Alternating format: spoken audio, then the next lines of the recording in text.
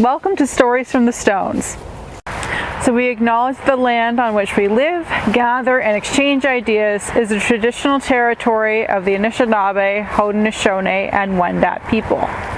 So as you drive by the Brockville cemeteries on Highway 2, you will notice the many different large monuments that you can actually glimpse from the highway itself. So many visitors and newcomers to Brockville have asked us about these monuments and these tombstones and who they belong to and what these individuals contributed to the story of Brockville. These monuments were meant to loom large over the landscape, and the people who are either buried beneath them or indeed inside of them did contribute to the story of Brockville. These monuments are architectural landmarks as much as they are burying places. They signify how the people who are interred there want to be remembered, both at the time of their passing and for future generations. So let's take some time to explore each of these monuments in further detail as they can reveal part of the story of Brockville. So here we are in front of the Fulford Mausoleum. So interred in the Fulford Mausoleum are 5 members of the Fulford family. There's Senator George Fulford, who made his name and his wealth by patenting a medicine, pink pills for pale people.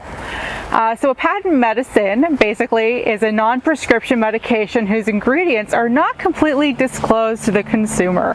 But George Fulford basically saw how another manufacturer, William Henry Comstock, essentially leveraged the exoticism of the listed ingredients and sort of fanciful origin stories to appeal to a broader audience. So Fulford had taken over his brother's druggist business, and so he began to sell and manufacture many different types of patent medicines.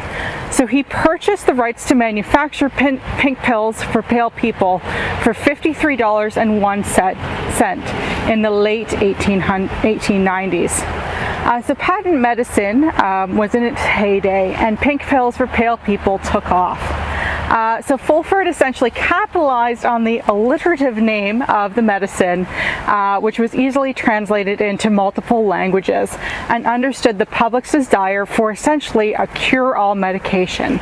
In an 1897 interview, Fulford reported that ads for the pink pills were in 30,000 different newspapers, 50 to 60 million almanacs in 15 different languages, which were sent out yearly, and that the company spent on average $2,000 a day on advertising. Fulford was a genius marketer, and he knew what buttons to push in the minds of his public. Revenue from pink pills for pale people allowed Fulford to gather enough funds to have Fulford Place built. So that's a 20,000 square foot Edwardian mansion between the years of around the late 1890s, so 1899 and 1901. Fulford later became a friend of Sir Wilfrid Laurier and was appointed to the Senate in 1900. After his untimely death after a car accident in 1905, he is reported to be the first Canadian killed in a car accident. The business continued until the Food and Drug Administration of Canada started clamping down on the production of patent medicines. To characterize Fulford as merely a snake oil salesman would be patently unfair. He was a philanthropist who put money back into Brockville by funding organizations like the Brockville Rowing Club, the YMCA, the Methodist Church, and the Brockville General Hospital. The Fulford Mausoleum itself was built in 1906 and reportedly cost at that time a whopping $25,000 to build. So who else is interred at the Fulford Mausoleum? The other members of Fulford's family who are interred here include George's wife, Mary Wilder White Fulford, his daughter Martha Fulford, Sheriff McLean, and her infant son, and Martha's first husband, Alexander George Sheriff. The story of Martha's courtship with Alexander George Sheriff is not a happy one. The couple were married in 1906, Martha having had to wait for her elder sister Dorothy to marry before she could marry George. Now George unfortunately was ill with cancer and passed away just 2 months after they were wed. Martha would later remarry a man named Charles McLean, and they would share a brief union together until Martha died shortly after childbirth. So she had actually developed appendicitis during her pregnancy in 1910. Her infant son's life was only 48 hours long. So basically, why did the Fulfords choose to be interred in this mausoleum?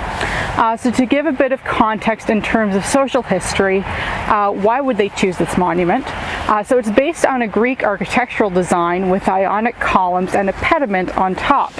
So you can just make out the Ionic columns back there. So they look kind of curly, and then there's that big pediment that's sort of on top of the roof of the mausoleum. The monument itself signifies grandeur. It harkens back to classical designs, and it's of course just a really big monument in the Brockville cemeteries themselves. So basically, neoclassicism had been on the rise as an architectural style ever since the mid-18th century, when archaeologists were basically digging up all the good stuff in ancient Greek and Rome. Now, I can't sum up all this architectural philosophy and aesthetics in one sentence, but basically people viewed Greek and Roman architecture as kind of just in a design sense perfect, without all of the frills of earlier forms of architecture and earlier styles. And we see a great many buildings and monuments being built in this style. So much like Fulford Place, the Fulford Mausoleum, owing to its size and neoclassical architecture, almost demands the attention of passers-by. So thank you very much for watching this episode of Stories from the Stones, and we'll see you next time.